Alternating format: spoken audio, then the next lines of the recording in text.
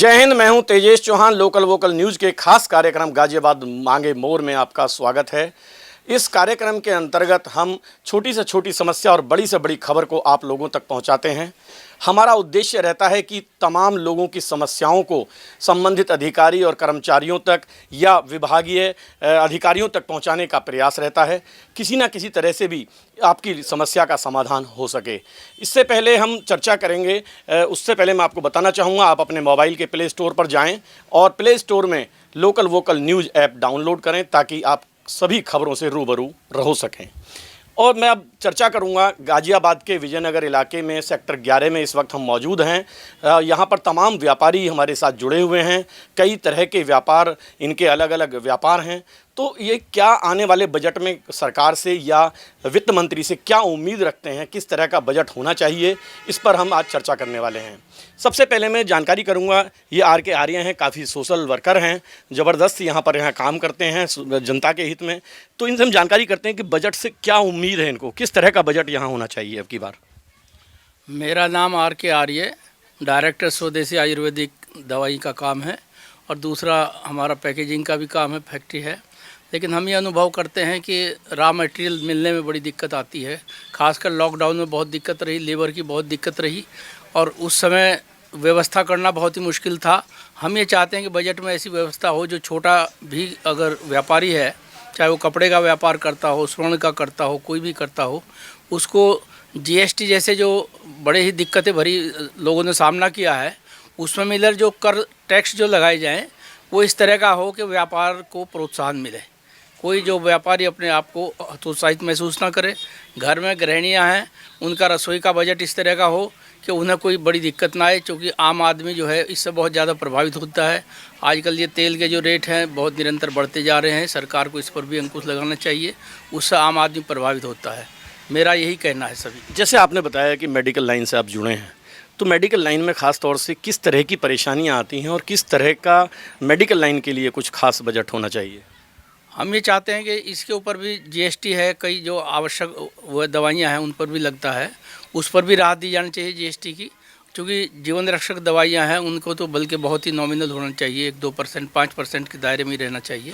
लेकिन उस पर भी 15-20% तक के कई आइटम ऐसे हैं। एक रॉ मटेरियल जो है उसके ऊपर भी छूट मिलनी चाहिए। जी, आप किस तरह के व्यापार से जुड़े हैं और किस तरह के बजट की उम्मीद करते हैं? मैं सुशील गुप्ता, वंशिका फर्नीचर्स के नाम से मेरा प्रतिष्ठान है और हमारे फर्नीचर पे 18% टैक्स जो कि अब तक चल रहा था, तो मैं सरकार से यही उम्मीद करता हूं कि अब जो बजट लागू हो वो उसमें जीएसटी कम से कम हो, जिससे कि जीएसटी कम होने की वजह से माल की कीमत में कमी आएगी और माल की बिक्री बढ़ेगी। तो मेरा माननीय प्रधानमंत्री जी से अनुरोध है कि आने वाले बजट में सभी चीज़ों पर बजट की दर कम होगी तो उनकी कीमतों में घटौती होगी। जिस तरह से आपने बताया आप फर्नीचर के काम से जुड़े हैं, आपको मेन क्या समस्या का सामना करना पड़ा है या किस तरह की समस्या आपकी आती है? इसमें समस्याएं हमारे साथ जो आ रही हैं वो अभी तक एक तो लेबर प्रॉब्लम है। सभी जो कार्य करने वाले हैं, लेबर का काम करने वाले हैं, कुछ लोग गांव चले गए जिसकी वजह से वो वापस ही नहीं आए हैं। और माल महंगा होने की वजह से भी हमें बहुत दिक्कतें आ रही हैं। माल बहुत महंगा है, बिक नहीं पाता आसानी से। कीमत में इतना इजाफा हो चुका है कि माल बेचना हमारे लिए एक कठिन बन चुका है। आप भी सोशल वर्कर हैं, काफ़ी सोशल वर्क करते हैं, किस तरह का बजट की उम्मीद करते हैं इस बार? मैं हाजी मुबीन अहमद, सामाजिक कार्यकर्ता हूँ और मैं तो भारत के प्रधानमंत्री और देश के वित्त मंत्री महोदय से ये निवेदन करना चाहता हूँ कि हमारे जो छोटे छोटे तबके के लोग हैं इस वक्त बहुत पीड़ित हैं। 1 साल का तकरीबन जो समय बीत गया है लॉकडाउन में, कारोबार सभी के ठप हैं और मेहनत मजदूरी वाले भी जो बेचारे बहुत मुश्किल से अपना गुजारा भत्ता कर रहे हैं। अभी जो हाल फिलहाल में है, जो 1 महीने के अंदर 50 रुपये और फिर 50 रुपये एक बार में 100 रुपये बढ़ा करके 1 महीने के अंदर गैस के दामों पर, ये बहुत ही गलत काम किया है जो भारत के प्रधानमंत्री और वित्त मंत्री जी ने। मैं चाहता हूँ कि गृहिणियों को किसी तरीके से परेशानी ना हो। हमारी जो कोई सरकारी कर्मचारी हैं तो उनको तनख्वाह उतनी है और जब उसमें महंगाई बढ़ जाती है तो हमारी रसोई का बजट, घर का बजट सारा बिगड़ जाता है।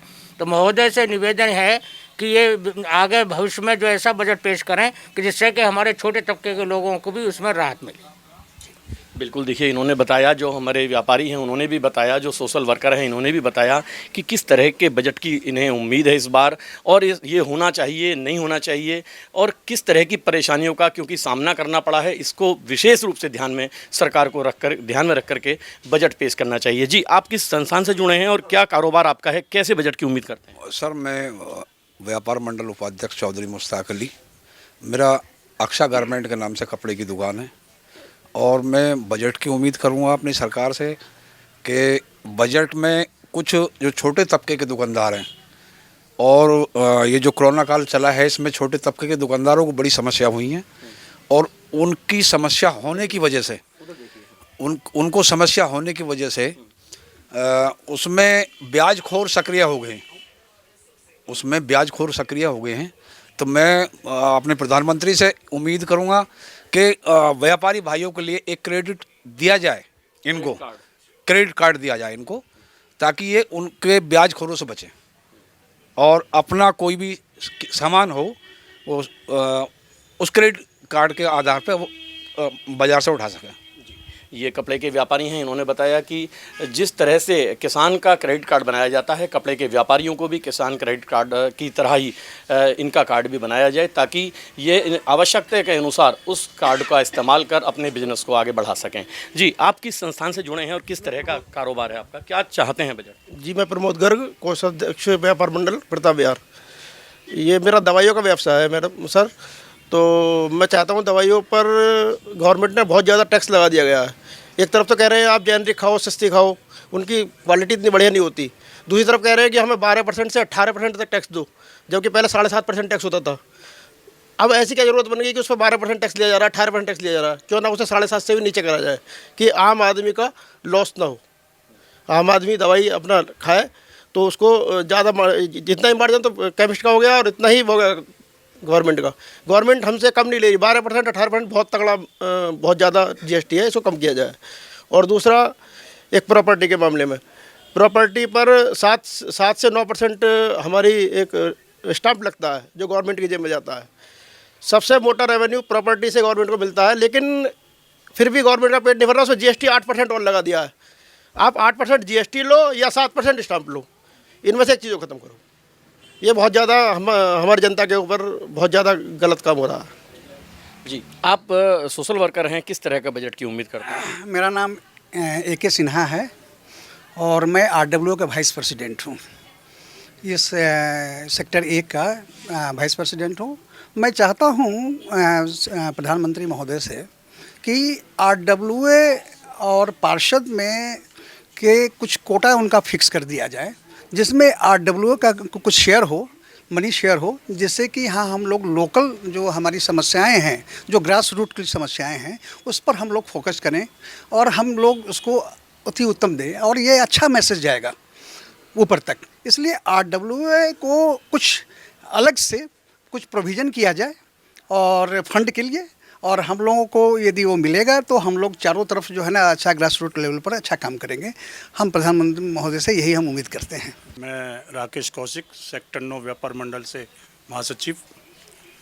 इस सरकार से जो आने वाला बजट है, सबसे पहले तो मैं यही कहूँगा कि 2020 जिस तरीके से हमारी कोरोना से प्रभावित हुआ पूरा देश, आम आदमी इतना परेशान है कि आज की तारीख में अपनी रोजी रोटी के लिए तरस रहा है। सरकार की जो सुविधाएं हैं वो आम आदमी तक नहीं पहुंच पाती हैं। सरकार से इस बजट में हम यही चाहते हैं कि कम से कम जो घर चलाने की व्यवस्था गृहिणी करती है, घर के परिवार का जो राशन आता है, राशनों पे ऐसा बजट दे, जो ये टैक्स है हमारी खाने पीने की रोटियों पर भी टैक्स जो लगा हुआ है उसको कम अच्छे से ध्यान में रखते हुए कम से कम टैक्स दे, जो आम आदमी कम से कम अपने बच्चों का जो पेट भर सके, कम से कम बजट में उसको ध्यान में रखते हुए इस पे ध्यान दिया जाए। जी आप स्वर्णकार हैं जी, स्वर्णकार को किस तरह की समस्याओं का सामना करना पड़ रहा है, या अब आगे आने वाले बजट से क्या उम्मीद है? मेरा नाम शिशुपाल वर्मा है। मैं स्वर्णकार संघ से महानगर अध्यक्ष हूँ और अपने व्यापार मंडल का सेक्टर 11 विजयनगर का अध्यक्ष हूँ। श्री किशन गौशाला का डिप्टी सेक्रेटरी हूँ। मैं आने वाले बजट के लिए मैं अपने वित्त मंत्री जी से यह उम्मीद करता हूँ कि बजट कुछ लचीला हो, मुलायम हो, जो आम आदमी की कमर ना तोड़े। अब जैसे कि फ़िलहाल पेट्रोल के दामों में इतना जीएसटी लगा रखा है, गैस पर जीएसटी, हमारे स्वर्ण व्यवसाय पर जीएसटी लगा रखा है, सोने के दाम लॉकडाउन के अंदर डबल हो गए, यानी कि आम आदमी से सोना भी दूर जा रहा है, वो उसकी पहुंच से दूर जा रहा है। लिहाजा कुछ ना कुछ जीएसटी कम करें, कुछ व्यवस्था करें कि सोना भी सस्ता हो और हर आदमी तक पहुंच पाए, ऐसी मेरी कामना है आदरणीय भारत के प्रधानमंत्री जी से और भारत के वित्त मंत्री जी से। इन्हीं शब्दों के साथ जी, जिस तरह से अभी लॉकडाउन में आपका कारोबार ठप हुआ, बिल्कुल बंद हो गया था, क्या आप दोबारा से पटरी पर आ गया है? अभी ये समझो कि 40% भी काम पटरी पे नहीं आया है, यानी कि दाल रोटी खा रहे हैं, लेकिन आगे उम्मीद नहीं है कि हमको अगर रसगुल्ला खाना, मिठाई खानी है, तो वो उम्मीद नहीं है। अभी केवल दाल रोटी की गुजारा चल रहा है, क्योंकि ग्राहक इतना कम हो गया है। जिस दुकान पर 10 ग्राहक आते थे वहाँ 2 ग्राहक नहीं आते। और मैं अभी इसी कड़ी में आपसे पहले भी जिक्र कर रहा था कि ग्राहक तो नहीं आते, मगर हाँ, मांगने वाली महिलाओं की तो लाइन लगी पड़ी है। मैं वसीम अली, कपड़े का मेरा व्यवसाय है। मैं माननीय प्रधानमंत्री जी, वित्त मंत्री जी से निवेदन करूंगा, कपड़ा, मकान और खाने पीने की चीज़ें गरीबों का सहारा है। कोरोना काल से हम अभी निकले हैं, तो उसके लिए कुछ छूट दी जाए। अन्य मार्केटों में देखा है इतना असर है, वो अपनी दुकानें जो है बंद करने के लिए तैयार है, और मेरे ख्याल से कम 20% तक अपने जो है व्यवसाय को कपड़े वाले बंद कर चुके हैं। उसका बड़ा कारण ये है, अभी सही से खाने के लिए तो जनता के पास पैसे हैं नहीं, और कपड़े के लिए पैसे कहाँ से लाए। तो माननीय वित्त मंत्री से ये निवेदन करूँगा, जो जीएसटी पहले नहीं थी और कपड़ा व्यवसाय पे लगाए हैं, कपड़ा व्यवसाय बहुत डाउन स्थिति में है, जीएसटी केवल ऊपर ही लगाए, छोटे व्यापारियों पे नहीं लगाए, क्योंकि छोटे व्यापारियों को सीए को पैसे देने में बड़ी कठिनाई आ रही है, और ऑनलाइन वगैरह कार्य चल रहा, थोड़ा बहुत कारोबार होता भी है, तो छोटे व्यापारियों का वहाँ भी खत्म हो चुका है। उसमें कोई लिमिट बना दी जाए गवर्नमेंट, ऐसे वित्त मंत्री जी और प्रधानमंत्री जी को लिमिट बनाए व्यापारियों के लिए, जिससे उस लिमिट से बाहर कर दिया जाए छोटे व्यापारियों को, और बड़ों पर जो टैक्स वो भी कम किया जाए, जिससे कि आम आदमी पे दही ना टूटे। जिस तरह बजट की किस तरह की परेशानियाँ बढ़ाई जाए, हर आदमी वहाँ तक पहुँच सके, 2 कपड़े भी अच्छे पहन सके, खाना भी खा सके, क्योंकि जीएसटी से सब लोग तंग हैं, और सबका जो सर्विस थी आधों की तो वैसे ही ख़त्म हो गई है, कंपनियाँ बंद हो गई थी, कुछ लोग अपने घर चले गए तो वापस नहीं आए आज तक। तो ऐसी समस्या से बाहर निकलने के लिए गवर्नमेंट को इस पर सोच के बजट लचीला देना चाहिए कि जो मृत प्राय पड़ी हमारी फैक्ट्रियां हैं, कंपनियां हैं, उनको पुनर्जीवित करके चालू किया जाए, जिससे रोजगार मिले, बेरोजगारी कम हो। जो लोग भाई साहब जैसे कह रहे थे गांव चले गए वापस नहीं आए, वो लोग तभी वापस आएंगे जब उन्हें रोजगार मिलेगा। तो मेरा सरकार से निवेदन है कि जो मृत प्राय पड़ी कंपनियां हैं उनको पुनर्जीवित किया जाए। मैं टेकचंद, और मेरी किराने की दुकान है। घी तेल के बहुत रेट बढ़े हुए हैं, तेल पेट्रोल के, तो मैं ये चाहता हूँ इस पर कम से कम खाने पीने की चीज़ों पर कम से कम जीएसटी लगाई जाए। और वित्त मंत्री से निवेदन है कि इसको सोच समझ के, अब दुकानदार खाली बैठा है, दुकान में बैठने को दिल भी नहीं करता, क्यों ग्राहक नहीं है बिल्कुल भी। अब लॉकडाउन के अंदर मतलब आधे क्या ना के बराबर सेल रहेगी मतलब। अच्छा, जैसे लॉकडाउन में की बात यदि कही जाए, और व्यवसाय पर तो पूरी तरह से प्रभाव पड़ा था, लेकिन खाने पीने की जो चीज़ हैं, वस्तुओं, उन पर मेरे ख्याल से उन पर कम प्रभाव पड़ा था, या दुकानें बंद रही थी इसलिए पड़ा क्या? नहीं, शुरू में तो ठीक था, बाकी 4-5 महीने से 5 महीने से बिल्कुल दुकानदारी बिल्कुल नहीं है, ना ग्राहक है ना दुकानदारी है। शुरू के 3 महीने में क्या कारण मान रहे हैं?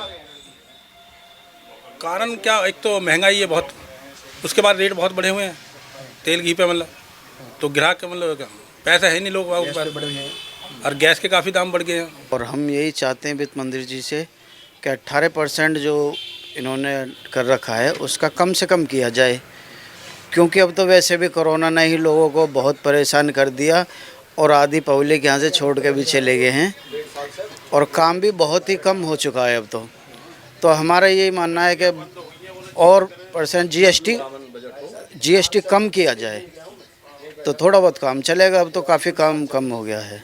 मेरा प्रधानमंत्री जी से या वित्त मंत्री से ये कहना है कि जो इतनी महंगाई हो रही है, गरीब आदमी को मतलब गैस भी जलानी मुश्किल हो रही है, पेट्रोल लेना भी मुश्किल हो रहा है, जो हर साल मतलब हर महीने दूसरे महीने जो रेट बढ़ रहे हैं, इनको कम से कम क्षमता में या थोड़ा कम तो कर रेट बढ़ाएं, जो ताकि गरीब आदमी रसोई का काम कर सके या खाना पीना बना सके। लकड़ी भी नहीं मिलती, कोयला नहीं मिल रहा और गैस पर हर दूसरे महीने पैसे बढ़ रहे हैं। तो प्रधानमंत्री मेरा कहना ये कि गरीब आदमी को देखते हुए अपना महंगाई कम करें। जी बिल्कुल, ये रिटायर्ड पर्सन हैं गवर्नमेंट जॉब से। इनका कहना है कि जिस तरह से आगामी बजट आ रहा है तो बजट को सभी वर्गों का ध्यान में रखते हुए बजट को पेश करना चाहिए ताकि लोक लुभावन हो और हर वर्ग के लिए वह प्रभावित करने वाला, कहीं ना कहीं उसको एक उत्साहित करने वाला बजट उसको आना चाहिए उसके सामने। मेरा विशेष रूप से कहना था कि लोकल टीम ने जो चुना है आम आदमी की समस्या उठाने का, इसके लिए हम बधाई देना चाहते हैं। क्योंकि जो साधन संपन्न लोग हैं वो तो मीडिया ऊपर भी दे सकते हैं, उनके पास अधिकारी भी आएंगे, वो अधिकारी के पास जा सकते हैं, वो नेताओं के पास जा सकते हैं। लेकिन ये छोटे दुकानदार हैं, ना ये अधिकारी के पास जा सकते, ना अधिकारी इनके पास आते हैं और न कोई नेता इनके पास पूछने आता है कि आपकी परेशानी क्या है। ये केवल ज़मीनी लोगों से आपका लोकल ही उठा रहा, आप निरंतर उठा रहे हैं क्षेत्रीय समस्या भी, और आज व्यापारियों के जो आपने उठाया है इसके लिए आपको बहुत बहुत धन्यवाद देना चाहूँगा। और इन लोगों के लिए एक सौभाग्य की बात है कि इन्हें आपने अवसर दिया है अपनी मन की बात कहने का। जिस तरह प्रधानमंत्री जी मन की बात करते हैं आज इन लोगों ने भी की है और मैं उम्मीद करता हूँ आगे भी आप क्षेत्र के लोगों को, जो बहुत ही ज़मीन से जुड़े आदमी, छोटे व्यापारी हैं, उनकी बात को आप उठाएंगे और कुछ ना कुछ समाधान का रास्ता अवश्य निकलेगा, मुझे पूरी उम्मीद है। धन्यवाद बहुत बहुत। जी बिल्कुल, देखिए ये तमाम वो व्यापारी या सोशल वर्कर हैं जिन्होंने अपनी समस्याओं को लोकल वोकल के माध्यम से सरकार तक पहुंचाने का प्रयास किया है। और कहीं ना कहीं निश्चित तौर पर हम भी आपको भरोसा दिलाते हैं और वादा करते हैं लोकल वोकल भी आपकी समस्या का समाधान कराने का पूरी तरह से प्रयास करेंगे और जो आपके सुझाव हैं सरकार या वित्त मंत्री तक पहुँचाएँगे। गाजियाबाद से लोकल वोकल के लिए तेजस चौहान।